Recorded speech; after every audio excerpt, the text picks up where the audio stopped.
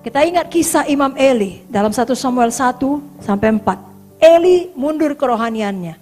Kenapa? Pada waktu itu ada orang berdoa namanya Hana, berdoa dengan sungguh-sungguh, dikiranya mabuk.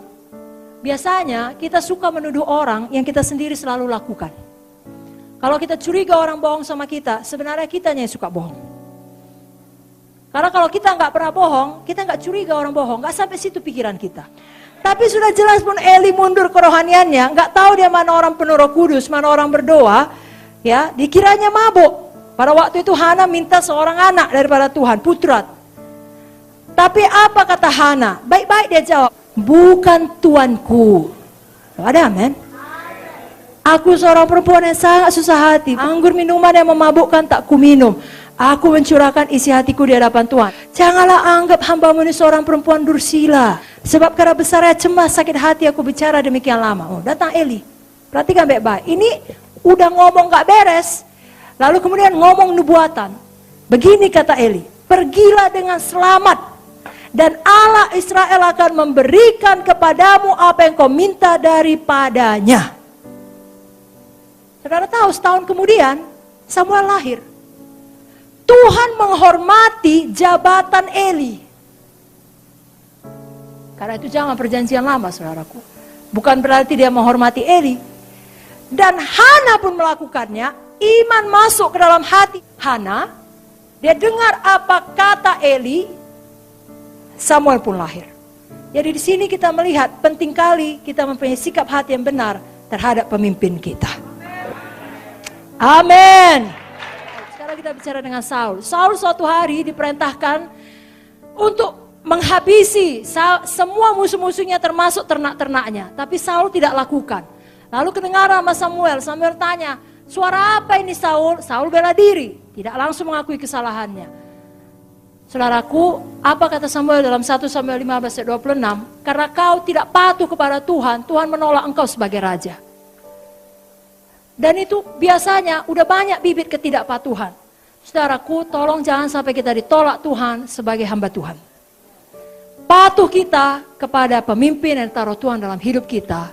Lalu Tuhan yang mengokohkan kita, meletakkan kaki kita di atas batu karang. Apapun dibuat orang, saudara tetap kokoh di atas. Amin. Yang terakhir, betul-betul terakhir, nomor 11. Sudahkah kita menguasai pikiran kita? Pikiran kita menghasilkan buah. Apa yang kita pikirkan, itulah yang kita kasih makan kepada sifat lama atau sifat baru, manusia lama atau manusia baru. Apa yang kita pikirkan akan menjadi perbuatan, akan menjadi karakter, dan itu akan menjadi tujuan hidup kita. Saudaraku, jangan punya pikiran yang selalu patah semangat. Karena selalu berpikir apa yang dikatakan oleh setan, bukan apa kata firman. Tuhan selalu mengasihi saudara. Sekali lagi, Tuhan sangat mengasihi saudara. Rancangannya baik bagi saudara, bagi keluarga saudara, bagi sidang saudara. Kapan datang keadaan tidak baik, katakan sama setan, tutup mulutmu. Semuanya ini akan membuatku lebih baik lagi. Amin saudara. Selalu miliki pikiran Tuhan. Pikiran Tuhan, Yeremia 29:11, rancangan damai sejahtera. Dosa selalu dimulai dalam pikiran kita. Dan bertumbuh kalau kita beri makan bila selalu kita renungkan. Makanya renungkan firman, bukan renungkan dosa. Kalau kita renungkan dosa, makin lama makin kuat dosa tersebut. Roma 6 ayat 12-13 berkata, janganlah dosa berkuasa lagi dalam tubuhmu. Jangan turuti keinginannya, jangan pikirkan, jangan lakukan. Amin saudaraku. Serahkanlah anggota tubuhmu sebagai senjata kebenaran. Renungan-renungan kita mempengaruhi kesehatan kita. Mazmur 19 ayat 15 berkata, Tuhan mudah-mudahan Engkau berkenan atas ucapan mulutku dan renungan hatiku. Kita tidak akan punya kemenangan sebelum kita mengendalikan pikiran kita. Kalau dulu Bapak selalu mengajari saudara, di manakah peperangan yang sebenarnya terjadi? Dalam pikiran kita. Menang dalam pikiran, menang semuanya. Sebabnya sekali lagi, perlu kali pikiran ini dikuasai oleh firman Tuhan.